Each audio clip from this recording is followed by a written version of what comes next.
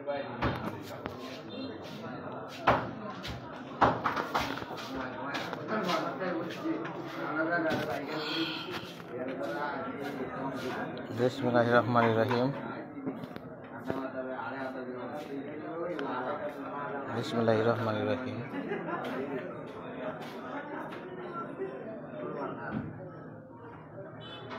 লাইফে সংযুক্ত হলাম। আজকে দুঃখ পরাক্রান্ত হৃদয় নিয়ে একটি দুঃসংবাদ আসলো যে আমাদের ময়মনসিংহ জেলার গোপালগঞ্জ উপজেলার প্রখ্যাত আলেম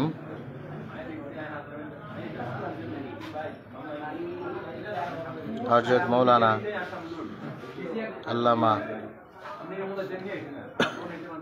সালমানী সাহেব উনি মৃত্যুবরণ করেছেন।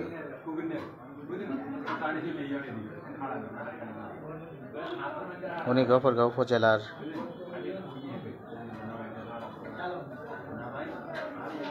সুনামধন্য এবং উনি একজন প্রখ্যাত আলেম ছিলেন। আমাদের গোপালগঞ্জ উপজেলার বয়োজ্যেষ্ঠ আলেম এবং উনি অনেক গুণাগ্রাহী এবং শিষ্য রেখে গেছেন। সাকিব কেমন আছেন ভাই? মজিবর ভাই, হ্যাঁ ধন্যবাদ মজিবর ভাই, ভালো আছে। আপনি কেমন আছেন জানাবেন। সুমন কিং, আলহামদুলিল্লাহ ভালো আছি।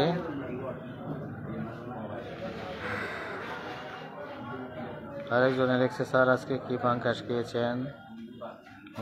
হ্যাঁ খেয়েছি তো, দোয়া চাই। যে কথাটা বলতে চেয়েছিলাম, এই প্রখ্যাত আলেমের মৃত্যুতে আমরা আজকে ময়মনসিংহ জেলার মানুষ স্তব্ধ। ময়মনসিংহ জেলার মানুষ, স্যার আপনার কান দেখা যায় না কেন?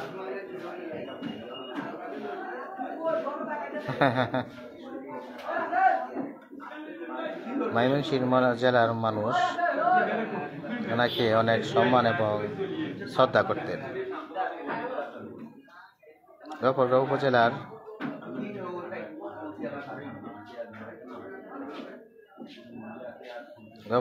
উপজেলার শ্রেষ্ঠ আলেম ছিলেন দীর্ঘদিন যাবৎ এবং তিনি একজন সম্মানিত ব্যক্তি ছিলেন। ওনাকে সবাই সম্মান করত। উনি অত্যন্ত গুণগ্রাহী, লক্ষ লক্ষ শিষ্য রেখে গেছেন। এই প্রখ্যাত আলেমের মৃত্যুতে আমরা গোপালগঞ্জবাসী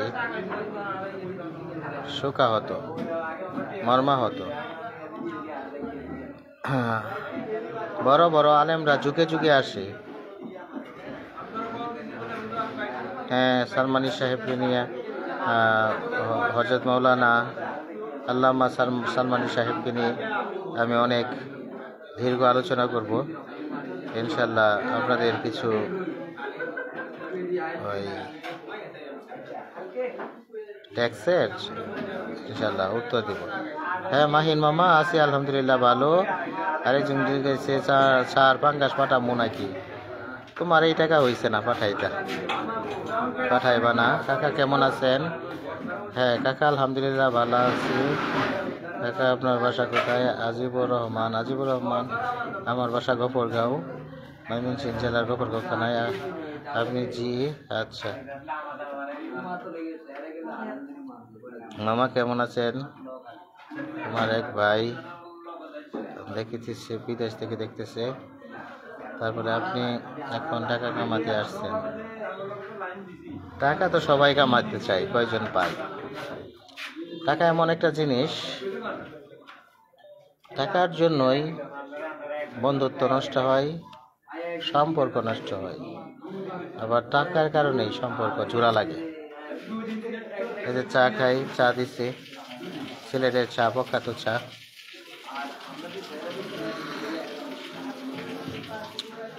খুব মজা স্যার। একজন লেখছে আপনি টাকা কামাতে আসছেন, টাকা কে কামাতে না চাই? হ্যাঁ, টাকার জন্যই অভাব এবং চাহিদা মানুষের না থাকতো তাহলে এই দুনিয়াতে কোনো কিছুর প্রয়োজন হতো না। অভাব এবং চাহিদা আছে বিদায় মানুষের এত প্যারাশনি, এত টেনশন, এত দৌড়াদৌড়ি। সুব্রত সিং ভাই কেমন আছেন? আলহামদুলিল্লাহ ভালো আছি।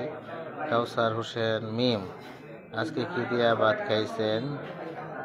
আল্লাহ যা দিয়ে খাওয়াইছে, উনি সর্বশক্তিমান, উনি খাওয়াইলে আমরা খেতে পারি। মামা বাড়িতে কবে আসবা? মামা সিলেট আইসা দেখা করে যাও, সিলেট আইসা বেড়ায় যাও ইনশাল্লাহ। লাইভে যারা টোল করে তাদের বাড়ি বাড়ি। রাহাত আসলাম, উনি অনেক স্বনামধন্য একজন ব্লগার। উনি দীর্ঘদিন গফরগাঁওয়ের পরিচিত মুখ। রাহাত ভাই, আজকে মনটা খুব খারাপ। হযরত মৌলানা আল্লামা সালমানি সাহেবের মৃত্যুতে গভীরভাবে শোকাহত।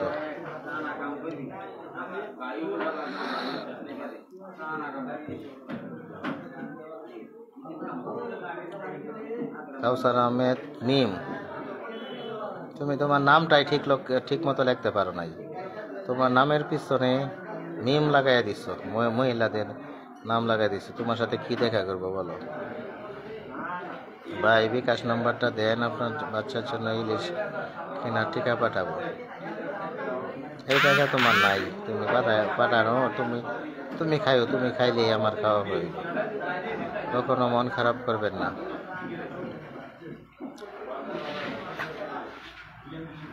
মন খারাপ করলে আপনি এগিয়ে যেতে পারবেন না। শুনেন, বাংলাদেশের জাতীয় খেলা হচ্ছে কাবাডি। ওই দিন বললাম, বাংলাদেশের যে কেউ যে কোনো এলাকায় যদি সে মানুষের জন্য কিছু করতে চায় এবং করে, তাহলে পিছন দিয়া 10 জনে তার পায়ে ধরে টাইনে রাখবে এবং তাকে উপরে উঠতে দিবে না। এজন্য বাংলাদেশের জাতীয় খেলা কাবাডি। পৃথিবীর কোনো দেশের জাতীয় খেলা কাবাডি না, শুধুমাত্র বাংলাদেশের জাতীয় খেলা কাবাডি। তাহলে আপনারা তো কাবাডি খেলবেন, এটা তো আমি জানি। এই দীক্ষাটা আমার যে গুরু আছে উনি আমাকে বলছে যে বাংলাদেশের জাতীয় খেলা কাবাডি। 6 লক্ষ শিক্ষক কর্মচারী তথা 6 লক্ষ শিক্ষক কর্মচারীর পরিবারের সাথে 1 কোটি মানুষ কোনো না কোনোভাবে সম্পৃক্ত। ওদের জন্য কিছু করতে পারাটা ইনশাল্লাহ সৌভাগ্যের, গর্বের, আত্মতৃপ্তির। হয়তোবা আমি গরিব মানুষ, আমি প্রতিনিয়ত টাকার কষ্টে জর্জরিত, কিন্তু এই যে 1 কোটি মানুষের জন্য যে আমি অল্প পরিমাণ, আমার দ্বারা যদি অল্প পরিমাণ উপকার হয়ে থাকে, তাহলে এতে আমি গর্ববোধ করি। আপনারা কাবাডি খেললেও কোনো লাভ নাই।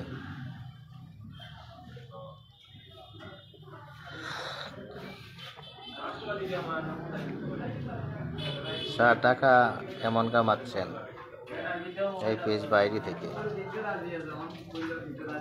অনেক টাকা কামাইতেছি। ওই যে দেখলেন না, গুলশানে একটা বাড়ি কিনলাম 200 কোটি টাকা দিয়া,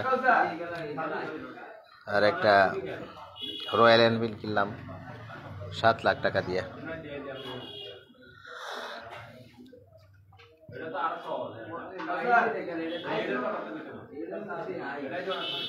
একজনে লিখছে আপনার মাস্টার বানান ভুল। এটা আমি জানি, কিন্তু 6 মাসের আগে ঠিক হবে না। না 2 মাসের আগে 60 দিনের আগে ঠিক হবে না, 6 মাস না 60 দিন। ওইটা আমি এক ছাত্ররে দিয়ে করাইতে চাইছিলাম, তো ওই ছাত্র বুঝতে পারে নাই। এটা আমি জানি, আপনার বলতে হবে না।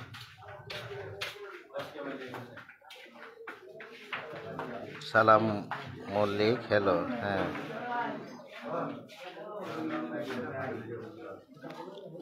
ফারুক হুসাইন, সবাই প্রতারক। ওই যে আপনার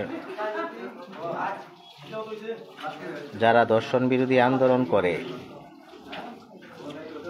দর্শন বিরোধী আন্দোলনে অংশ নেয়, ওরা সুযোগ পেলে ওরাও দর্শন করে। তাহলে আপনার সবার চরিত্র একই রকম। আপনি যদি বাটফারির সুযোগ পাইতেন তাহলে আপনিও করতেন।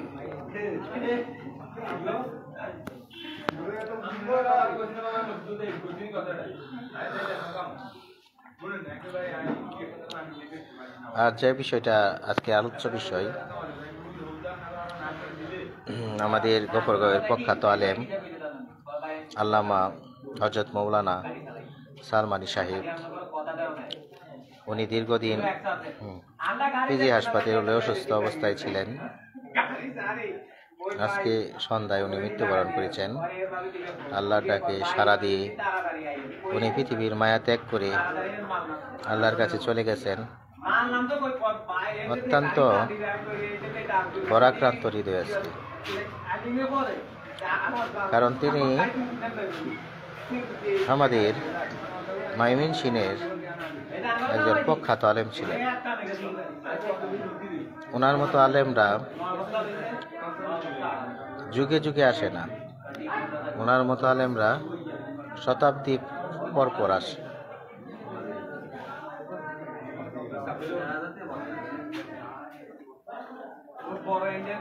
একজন বলছে, হ্যাঁ ভাই, জাফলং আসলে আপনি আমার মেসেঞ্জারে নক দিয়েন।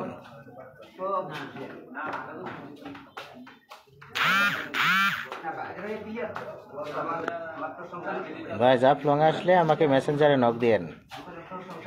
মেসেঞ্জারে নক দিলে আপনার নাম্বারটা দিয়ে দিয়েন, আমি আপনার সাথে যোগাযোগ করবো ইনশাল্লাহ।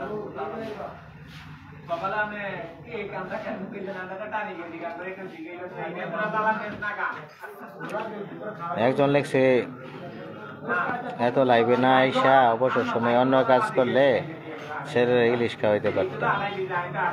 এখন তো মানুষ মনে করেন মানুষের প্রধান ইনকাম হয়ে গেছে ফেসবুক।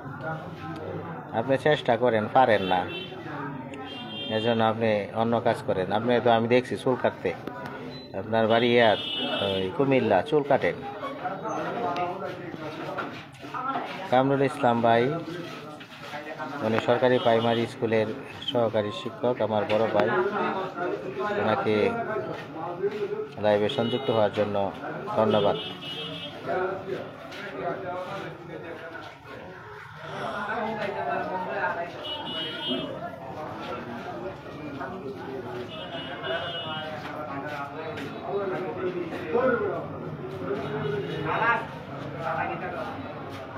একজন লোকছে, আমার প্রশ্নের উত্তর এখনো দিলেন না, আপনার দেশের বাড়ি কোথায়? আমার দেশের বাড়ি ময়মনসিংহ জেলার গফরগাঁও উপজেলায়। আমি থাকি সিলেট জেলার জাফলং। যাই হোক, আপনি ফেমাস হয়ে গেছেন, চালিয়ে যান। আশিফুর রায়হান, রায়হান ভাই, আপনাকে দেখলে, আপনার ছবি দেখলে মনে হয় যেন আপনি অনেক ভদ্র এবং ভালো মানুষ। এজন্য আপনাকে ধন্যবাদ। কারণ আপনাকে দেখলেই মনে হয় আপনি অনেক গুণী, দক্ষ, বিচক্ষণ মানুষ। আপনাকে ভাই ধন্যবাদ। যে ফুকন ভাই, আপনি আমার মেসেঞ্জারে নাম্বারটা দিয়ে দেন। মেসেঞ্জারে নাম্বারটা দিয়ে দেন, আমি আপনার সাথে দেখা করব। শাহাবুদ্দিন, প্রিয় রাসেল স্যার, কেমন আছেন? শাহাবুদ্দিন স্যার, আপনাকে অশেষ ধন্যবাদ, ভালো আছি। রাইহান ভাই, মানুষকে দেখলেই বোঝা যায় কে কেমন। মানুষের চেহারাতেই প্রাকৃতিকভাবে আল্লাহ তাআলা একটা ছাপ রেখে যায়। আপনাকে দেখলেই মনে হয় আপনি অনেক ভদ্র মানুষ, ভালো মানুষ। আপনাকে ভাই এত সুন্দর কমেন্টের জন্য ধন্যবাদ।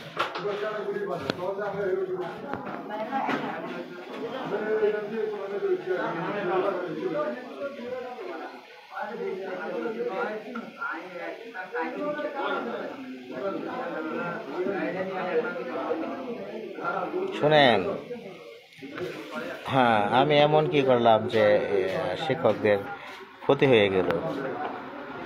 আপনারা তো কোনো পার্সেন্টেজই পাইতেন না। আপনারা মূল বেতন 12,500 টাকা, এটা বলা কি ভুল? সঠিকটা সত্যটা বলা ভুল। বাঙালিরা সত্য বলতে নাই। 12,500 টাকা আপনারা বলছি, আমি খোঁজ নিয়ে দেখেন।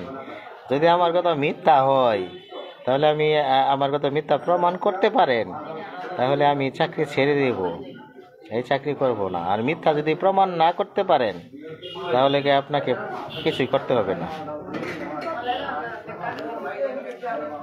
যে আমি যে কথাগুলো বলছিলাম ওইগুলো না, আমার মেইন ভিডিওগুলো দেখবেন, যেগুলা ট্রল করছে ওরা ভিউ পাওয়ার জন্য, রিচ পাওয়ার জন্য নেটিজেনরা, ওইগুলা দেখেন কেন? ওইগুলা দেখে তো আপনি যাচাই করতে পারবেন না। ওই যে প্রাইমারি স্কুলের মহিলার যেমন বাড়িতে খোঁজ নিয়েছেন, আমার বাড়িতে খোঁজ নিয়ে দেখেন আমি কতটুকু ধনী আর আমার কি আছে না আছে। আমি খোঁজ নিয়ে দেখলে আমার বাড়িতে দেখবেন আমি যতটুকু বলছি তার চেয়ে করুন আমাদের অবস্থা। একজন বলছে মিথ্যাবাদী, ওই যে দেখাই যায় ওরে কামলার মতো, বুঝছেন? অত এটা কইবই, হ্যাঁ, কারণ অত জানে না। আমি বলছি যে খোঁজ নিয়ে দেখেন।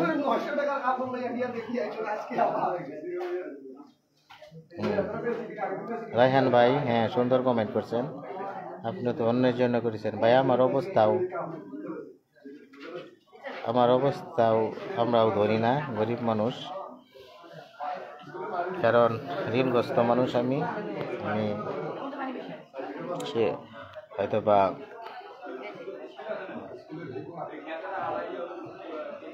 ঋণগ্রস্ততার কারণে কিংবা আমাদের যে বেতন খুব কম বেতন, এটা দিয়ে সংসার চলে না। এই জন্য 6 লক্ষ শিক্ষক কর্মচারীর প্রতীকী হিসাবে এবং ওনাদেরকে রূপক হিসাবে আমি কথাগুলো তুলে ধরেছিলাম।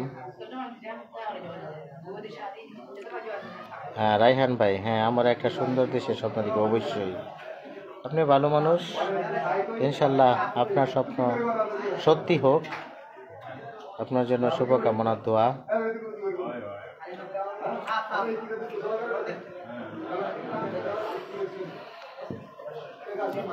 সবাই তো ভাই আপনার মতো সুন্দর করে লেখে না। একটা মাদ্রাসার শিক্ষকের বেতন 5 থেকে 6,000 টাকা। হ্যাঁ, অবশ্যই আমাদের সবাইকে মাদ্রাসার শিক্ষকদের যে বেতন এত কম, এটা দিকে লক্ষ্য রাখতে হবে। আসুন আপনি শুরু করি। আমার যে মাদ্রাসা, ওই মাদ্রাসা থেকে শুরু করি। যে লেখছেন, আসেন আপনি শুরু করেন প্রথম, ইনশাল্লাহ দেশের মানুষ সব সমাধান হয়ে যাবে। আমরা বলি যে মাদ্রাসার শিক্ষকদের বেতন কম, এই বেতনটা তো আমরা দিই, আমরা যারা মহল্লা ভিত্তিক দেওয়া হয়। আসেন না আমরা শুরু করি, আমি শুরু করব ইনশাল্লাহ। ওদেরকে মিনিমাম 10,000 টাকার উপরে বেতন দেওয়া হোক। হ্যাঁ, মাদ্রাসার শুধু না, মসজিদের ইমাম মুয়াজ্জিনদের বেতন অবশ্যই আরো বৃদ্ধি করা উচিত। এই সম্বন্ধে আসেন আমরা কথা বলি।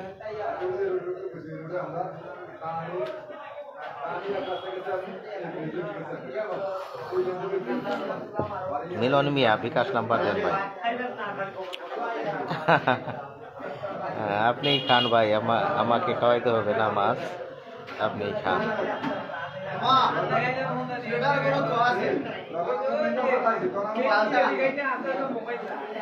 শুনেন ভাই, আপনারা বলছেন যে মহিলা, ওই মহিলা অনুসরণ করতে গেছে, কিন্তু অনুসরণ করতে গিয়া উনি অনেক ধনী মানুষ। সরকারি প্রাইমারি স্কুলের শিক্ষকরা অনেক টাকা বেতন পায়, কারণ তাদের 45% বাড়ি ভাড়া, চিকিৎসা ভাতা 1500 টাকা, প্লাস আরও আদার্স ছেলে মেয়েদের শিক্ষা ভাতা, টিফিন ভাতা 6 টাকা পাইলেও পাক, কিন্তু আমরা তো কিছুই পাই না। আপনাদের কাছে আমার অনুরোধ, যদি এখানে কোনো সাংবাদিক কিংবা কোনো উপরস্থ কর্মকর্তা আমার লাইভটা দেখে থাকেন, আপনাদের কাছে আমার অনুরোধ, আপনারা আমার ব্যাপারে তদন্ত করবেন যে আমি ওই দিন আমার কান্না সঠিক ছিল না মিথ্যা ছিল।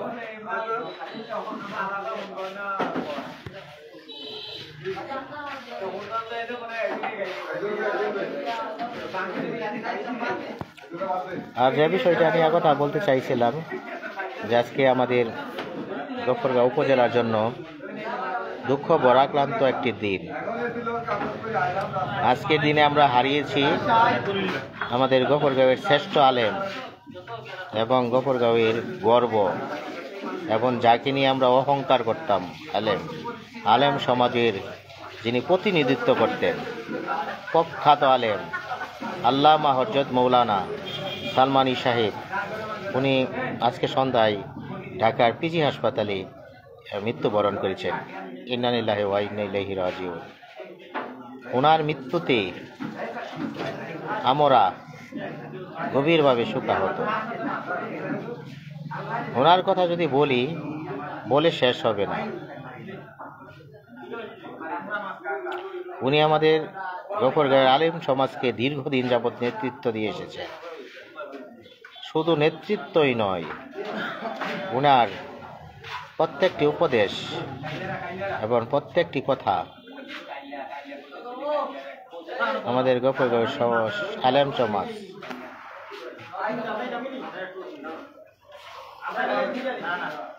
নির্দ্বিধায় মেনে নিত, কারণ উনি সূক্ষ্ম এবং তীক্ষ্ণ বুদ্ধির অধিকারী ছিলেন সালমানী সাহেব।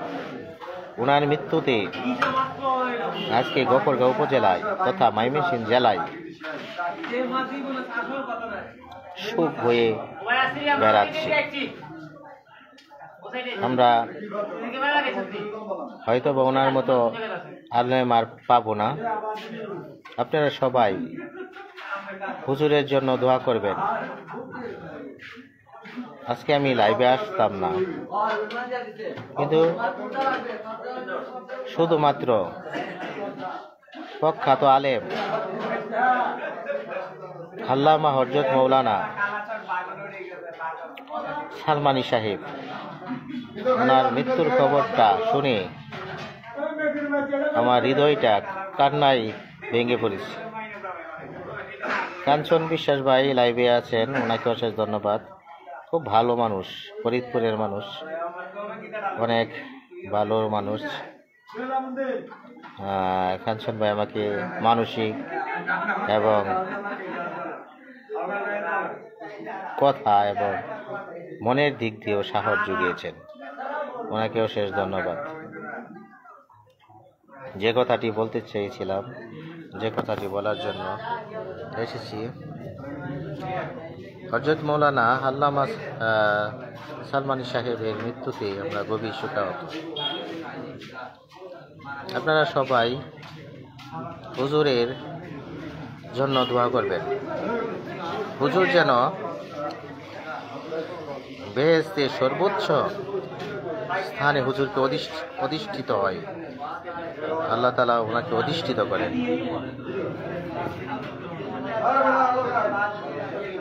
রায়হান ভাই, ওদের তো নৈতিক শিক্ষা নাই, কারণ আমি বলছি ওদেরকে, বারবার বলতেছি, যদি আমার কথা মিথ্যা হয়ে থাকে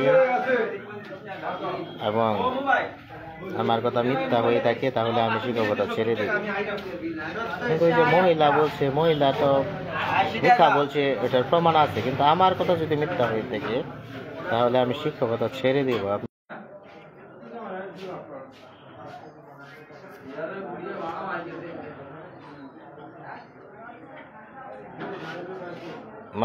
মোহাম্মদ রুবেল হুসাইন শেখ এইসব কমেন্ট করে যাচ্ছে। সে হয়েছে বিশ্ব পণ্ডিত, ফেরাউন নমরুদের ছোট ভাই। ভাই আমি এখন কি মিথ্যা বললাম যে আমি বলতেছি যে আমাদের যে উপজেলার যে প্রখ্যাত আলেম উনি মারা গেছে আজকে, এটাও কি মিথ্যা কথা? এটা মিথ্যা কথা না। আমি আমার বাড়ির ঠিকানা প্লাস সকল ঠিকানা দিই সবসময়, আপনারা গিয়া দেখবেন যে আমরা মিথ্যা বলেছি কিনা, এবং এইটা না আপনারা আপনাদের শিক্ষকের কাছে জিজ্ঞাসা করবেন। শিক্ষকদের জয়নিং বেতন কত? এমপিওভুক্ত শিক্ষকদের। সাইদ আলী আমার বন্ধু, সাইদ আলীকে অশেষ ধন্যবাদ। তার বাড়ি পঞ্চগড়, সে চাকরি করে গাজীপুরে একটা এমপিওভুক্ত স্কুলে।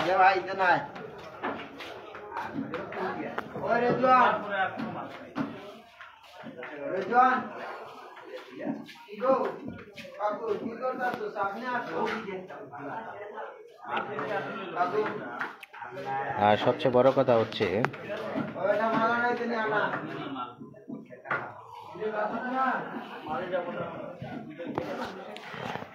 যে বিষয় নিয়ে আলোচনা করতে এসেছি আজকে, যে হযরত মাওলানা আল্লামা সালমানী সাহেব, ওনার লক্ষ লক্ষ ছাত্র এবং গুণগ্রাহী রয়ে গেছে। ওনার জন্য আপনারা সবাই দোয়া করবেন যাতে আল্লাহ তাআলা ওনাকে বেহেশতের সর্বোচ্চ স্থানে অধিষ্ঠিত করেন। আর ওনার কিছু আমি ওনার স্মৃতিচারণ করতে গিয়ে কিছু কথা বলি। হযরত মাওলানা আল্লামা সালমানী সাহেব, উনি একজন লেখছে আপনি মোট কত বেতন পান? আমরা আমাদের তো বাড়ি ভাড়া 1000 টাকা দেওয়া হয় এবং চিকিৎসা ভাতা 500 টাকা দেওয়া হয়। এরপরেও আপনার 10% কর্তন হয়, আমরা 13,000 সামথিং টাকা পাই।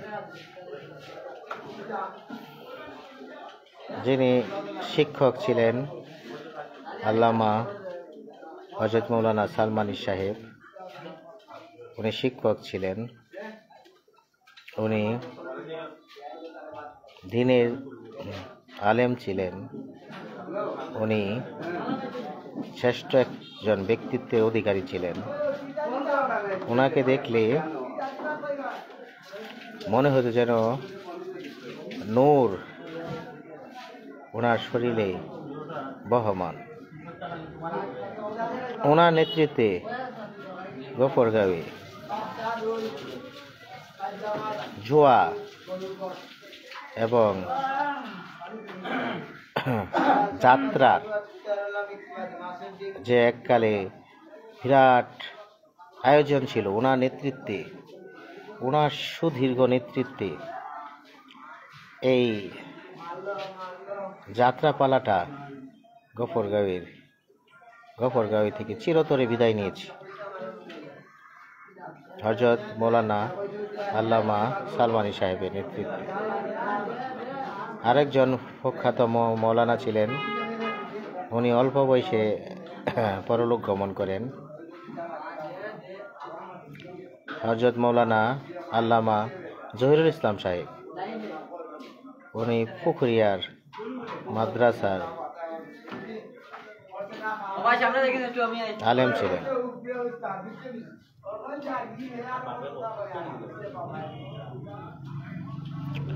উনি মাত্র 44 থেকে 45 বছর বয়সে হযরত মাওলানা জহিরুল ইসলাম সাহেব মৃত্যুবরণ করেন। কিন্তু এই অল্প বয়সেও তার যে স্মৃতি, তার যে গুণ, সারা গফরগাঁওয়ের মানুষ যুগ যুগ শতাব্দী শতাব্দী মনে রাখবে। যেমন আজকে আবার পরলোক ভ্রমণ করলেন গফরগাঁওয়ের আরেক শ্রেষ্ঠ আলেম মুহাদ্দিস হযরত মাওলানা আল্লামা সালমানী সাহেব। ওনার মৃত্যুতে আমরা শোকাহত। ওনাকে আমরা সবাই দোয়া করি, ওনাকে যেন আল্লাহ তাআলা বেহেশতের সর্বোচ্চ স্থানে অধিষ্ঠিত করেন। হযরত মাওলানা সালমানী সাহেব, আল্লামা সালমানী সাহেব উনি দীর্ঘদিন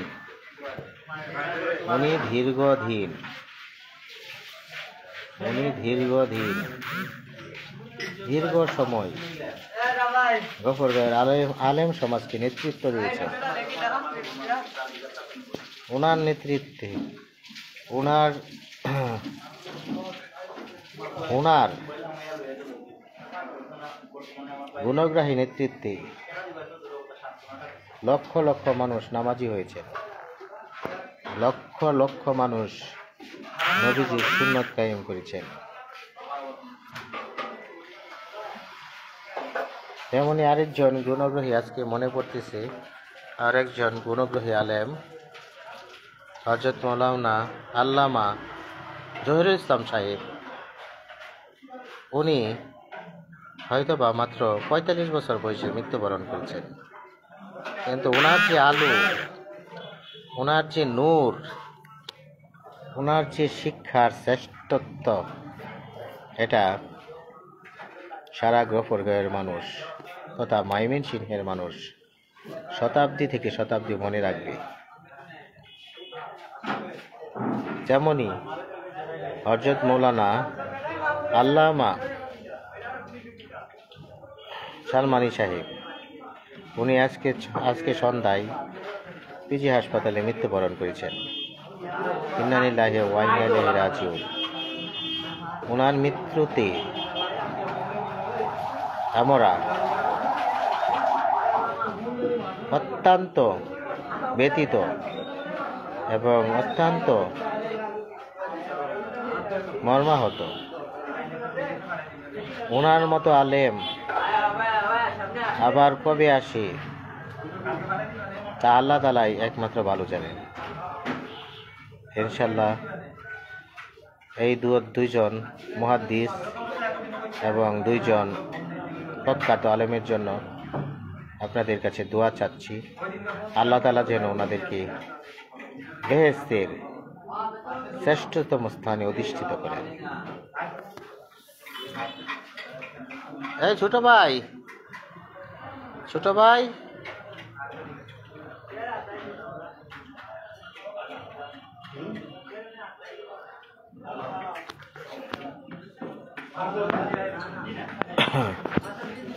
আসসালামু আলাইকুম ভাইয়া, কেমন আছেন? হ্যাঁ রাজন আছে, আলহামদুলিল্লাহ আছি, আলহামদুলিল্লাহ ভালো। ভাই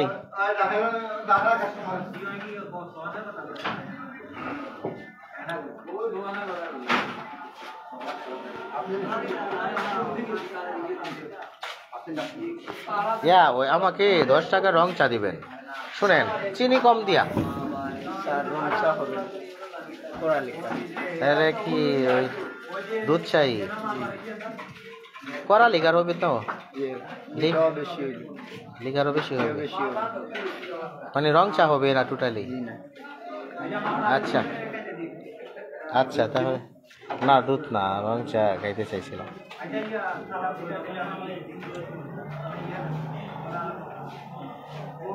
ফেসবুকে যে ভিউ রিক্ট হয়, এত টাকা তো অনেকে পাচ্ছেন, তাই না স্যার? কোটি কোটি বললাম না, এই টাকা দিয়া ওই গুলশানে বাড়ি কিনছি 200 কোটি টাকা দিয়া। আপনার মতো আমাদের স্কুলে একজন স্যার আছে। হ্যাঁ ভালো।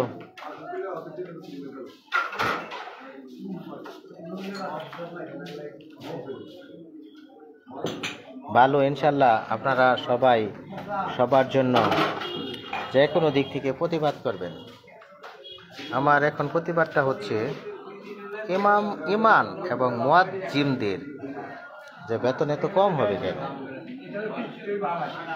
একজন ইমাম, একজন মুয়াজ্জিন, একজন ইমাম, ওনার বেতন 5,000 টাকা কেন দেবেন? উনি তো মিয়া আপনার এলাকার উনি নেতা, একজন ইমাম মুসলিম দেশে, তার যে এলাকা, তার যে এরিয়া, ওই এরিয়ার উনি নেতা।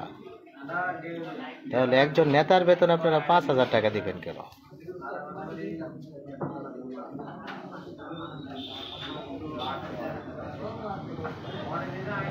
একজন লেখছে আপনার কি শেষ স্যার, আমি গণিতের শিক্ষক, কিন্তু আমি প্রাইভেট পড়াইলে অনেক পড়াইতে পারি, কিন্তু প্রাইভেট আমি পড়াবো না, এটা আমার প্রতিজ্ঞা।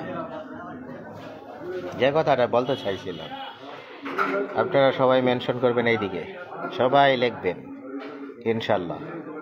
একজন ইমাম, ওনার বেতন 5,000 টাকা কেন দেবেন? একটা যাত্রা পাল্লা একটা খেলা হইলে আমরা 20,000 30,000 টাকা একজনে দিয়ে দিই। হ্যাঁ, কিন্তু আমরা মসজিদের ইমাম সাহেবের বেতন দিতে গেলে 100 টাকা 4 মাস 5 মাস ঘুরাইয়া দিই। আমরা যদি মসজিদের ইমাম সাহেবের বেতন দেই 5 মাস 6 মাস ঘুরাইয়া 100 টাকা দিতে পারি না। আবার যাত্রাপালা হইলে ঠিকই আমরা যত টাকা ইচ্ছা দিয়ে দিয়া দিই। হ্যাঁ, নিজেরে নিজে প্রশ্ন করে দেখবেন ইমাম সাহেবের বেতন কেন এত কম হবে?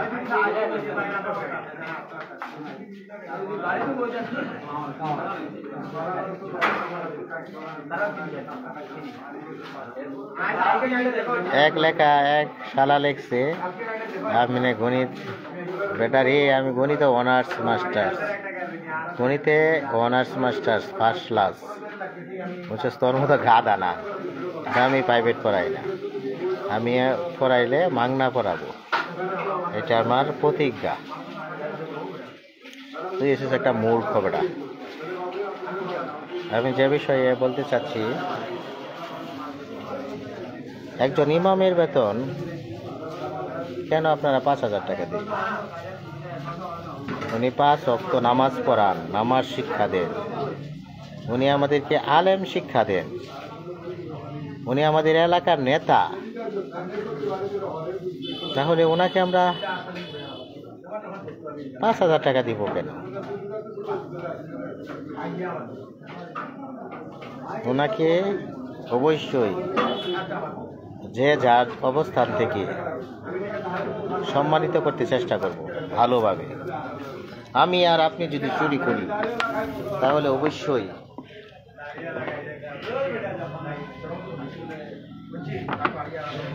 সমাজ চেঞ্জ হবে। আসেন না ভাই, আমি আর আপনি ইমাম সাহেবের বেতনটা ভালোভাবে দিতে চেষ্টা করি, একটু বাড়ায় দিতে চেষ্টা করি। আমরা ইমাম সাহেবের বেতন দিতে গেলেই আমাদের টাকা থাকে না,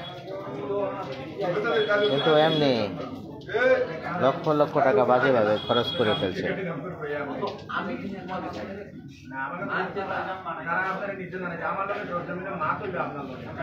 কিন্তু ইমাম সাহেবের বেতন দিতে গেলে আমরা কর্পণ্য করি। আসেন না ভাই, আজকে থেকে শুরু করি। আজকে থেকে আমরা সবাই আমাদের যে মহল্লায়, আমরা যে মহল্লায় আছি ওই মহল্লা থেকে শুরু করি আজকে থেকে, যে মাস থেকে ইমাম সাহেবের বেতন দ্বিগুণ করে দিব। তাহলে দেখবেন আপনার এলাকায় আরো বরকত বর্ষিত হবে। আমি শুরু করব। আমার যদি টাকা না থাকে তারপরে আমি শুরু করব আমার এলাকা থেকে। আসেন ভাই, আমরা সবাই ইমাম সাহেবের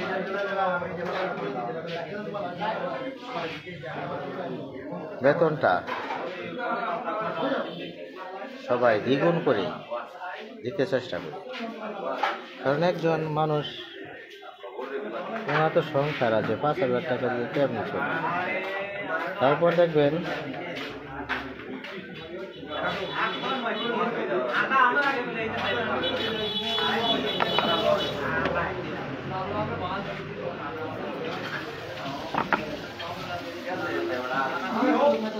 সুলেমান হুসাইন স্যার, আপনি কেমন আছেন? ভালো আছি, আরো ভালো থাকতাম যদি আপনারা ইমাম সাহেবের সম্মানটা দ্বিগুণ করে দিতেন। আপনাদের কাছে আমার অনুরোধ থাকবে, ইমাম সাহেবের বেতনটা আমরা যে যেখান থেকে আছি আমরা সবাই দ্বিগুণ করে দিতে চেষ্টা করব। দ্বিগুণ করে দিতে বসেন, এইখানে বসেন, দ্বিগুণ করে দিতে চেষ্টা করব। আরেকজন লেখছে, আপনি কে ভাই? আমি তো বলতাছি না যে আপনি দেন, আমি শুরু করব। আমি যদি 200 টাকা দিই, কালকে থেকে 500 টাকা দিব। আমার টাকা ইনকাম থাকুক আর না থাকুক, ইমাম সাহেবের বেতন আপনাদেরকে আমি কথা দিলাম। স্যার কেমন আছেন? পাথরঘাটা উপজেলা থেকে বলছি। হ্যাঁ আলহামদুলিল্লাহ ভালো আছি ভাইজিৎ ভাই, আপনাকে অশেষ ধন্যবাদ। লিয়াকত আলী রাসেল, আমি কলে আসতে চাই। লিয়াকত আলী ভাই, আমি একটা হোটেলে বসে দিয়েছি, চা খাচ্ছিলাম। পরে ওই সালমানি সাহেবের আল্লামা হযরত মৌলানা সালমানি সাহেবের মৃত্যুর জন্য আজকে লাইভে আসা। আজকে আমি লাইভটা ইমাম সাহেবদেরকে নিয়ে করতে চাচ্ছি।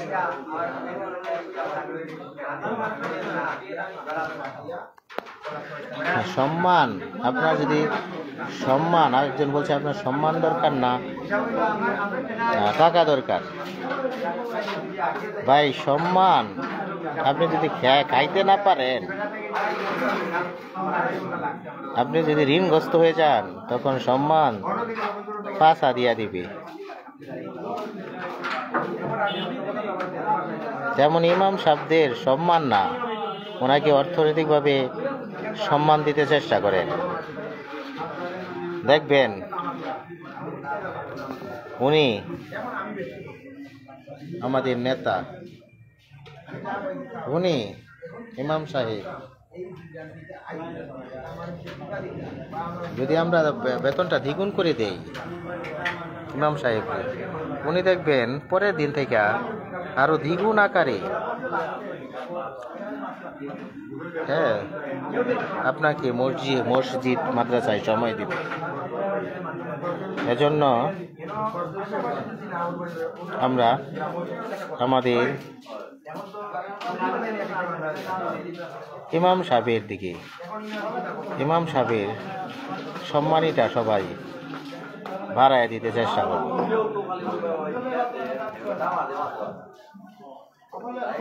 আর আমরা অবশ্যই লক্ষ্য রাখব যাতে আমাদের ইমাম সাহেব উনি এলাকায় সম্মানিত হয়।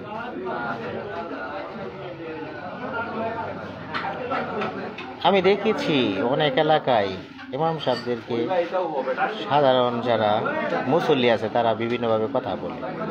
আমি কি তার সম্মান জানি ভাই? জানি না। বিভিন্ন গ্রুপ সৃষ্টি হয়ে যায়, গ্রুপ হয়ে যায় মসজিদে কমিটি নিয়ে, প্লাস মসজিদে গোষ্ঠীগতভাবে বিভিন্ন গ্রুপিং হয়ে যায়। তখন এগুলা প্রভাব ইমাম সাহেবের উপর আমরা ফেলতে চেষ্টা করি। এটা কোনোভাবে ঠিক নয়, ঠিক নয়।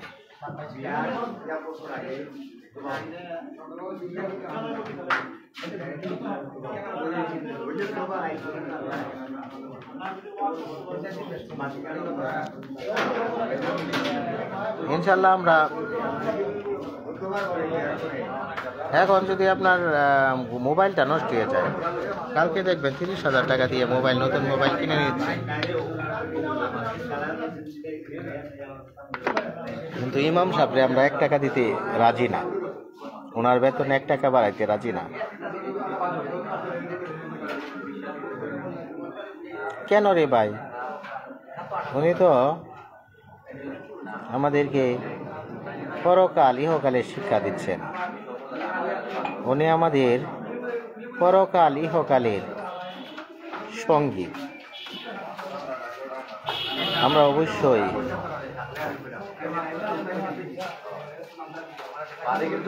ইমাম সাহেবকে আমরা সম্মানীটা ইনশাল্লাহ আগামী মাস থেকে বাড়িয়ে দিব।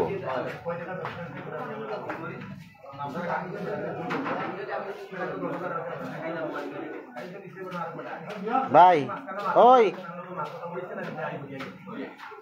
ওই ভাই,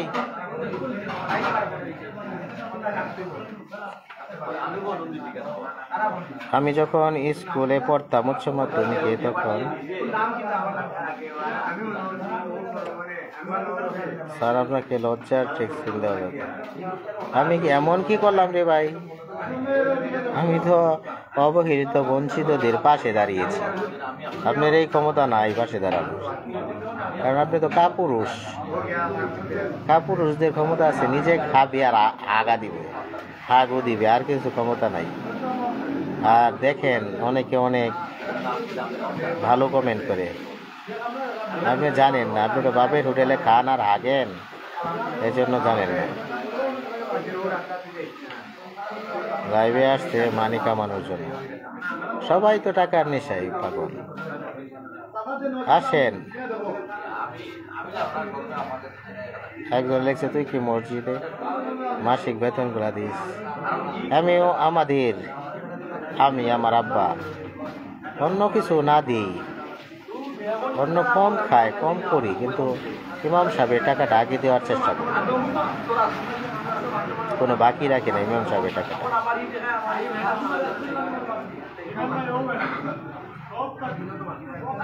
ইনশাল্লাহ আমরা প্রত্যেক এলাকায় প্রত্যেক মহল্লায় আমাদের ইমাম সাহেবদের প্রতি লক্ষ্য রাখবো, ওনাদেরকে সম্মানীটা বাড়িয়ে দিতে চেষ্টা করব, কারণ ওনারা আমাদের নেতা, ওনারা আমাদের ইহকাল পরকালের সঙ্গী। ওনাদেরকে যদি আমরা ভালো রাখতে চেষ্টা করি, আল্লাহ তাআলা আমাদেরকে ভালো রাখবে।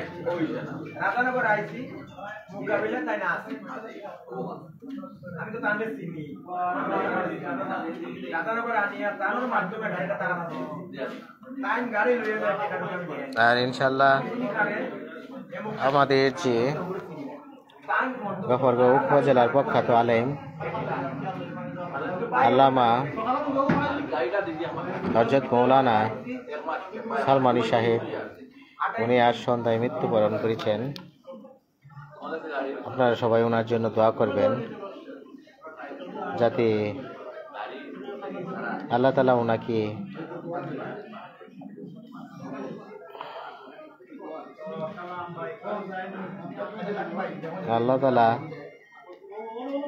ওনাকে বেহেশতের সর্বোচ্চ স্থানে সম্মানিত করে অধিষ্ঠিত করে। আপনারা দোয়া করবেন হযরত মৌলানা আল্লামা সালমানী সাহেবকে যেন আল্লাহ তাআলা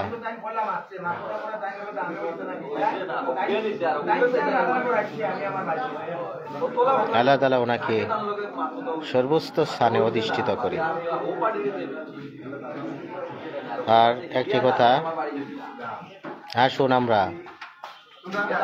আমাদের মসজিদের ইমাম এবং মুয়াজ্জিনদেরকে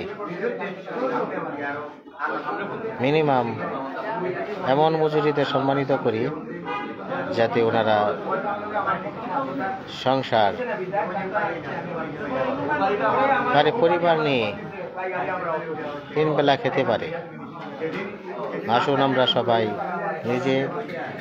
নিজে ইমাম সাহেবকে আমরা সম্মানিত করি, পরে অন্যজন করে বলবো। আসেন কালকে থেকে আমরা শুরু করে দিই, নাহলে এখন থেকে আমরা শুরু করবো ইনশাআল্লাহ। কারণ ইমাম সাহেব ওনারা আমাদের দেশ এবং সমাজের সম্মানিত ব্যক্তি। ইমাম এবং মুয়াজ্জিনরা ওনারা আমাদের ইহকাল এবং পরকালের শিক্ষক। আসেন আমরা সবাই ইমাম এবং মুয়াজ্জিন ওদের সম্মানীটা, ওদের সাথে আমরা ভালো ব্যবহার করি এবং ওদের সম্মানীটা এমন এক পর্যায়ে নিয়ে যাই যেন ওনারা পরিবার নিয়ে দুবেলা ডাল ভাত খেতে পারে। আর আমরা মসজিদে কমিটি নিয়ে গ্রুপিং না করি এবং আমরা মসজিদে কোনো দলাদলি না করি। আসুন আমরা মসজিদে গ্রুপিং না করি। ইসলাম শান্তির ধর্ম, এর প্রতিনিধি হচ্ছে ইমাম মুয়াজ্জিনরা। ওদেরকে আমরা সঠিক সম্মান দিতে চেষ্টা করি। আসেন ভাই, আজকে থেকে আমরা ইমাম মুয়াজ্জিনদের পাশে দাঁড়াই।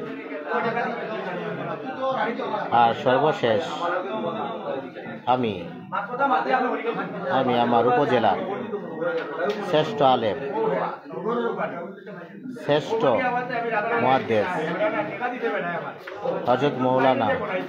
মরহুম হযরত মাওলানা আল্লামা জহিরুল ইসলাম সাহেব এবং হযরত মাওলানা আল্লামা সালমানি সাহেব, ওনাদেরকে আল্লাহ তাআলার কাছে ওনাদের জন্য প্রার্থনা করি। আল্লাহ তাআলা যেন ওনাদেরকে বেহেশতের শ্রেষ্ঠতম স্থানে অধিষ্ঠিত করে। আমি আজকের মতো বিদায় নিচ্ছি। সবাই ভালো থাকবে। আসসালামু আলাইকুম।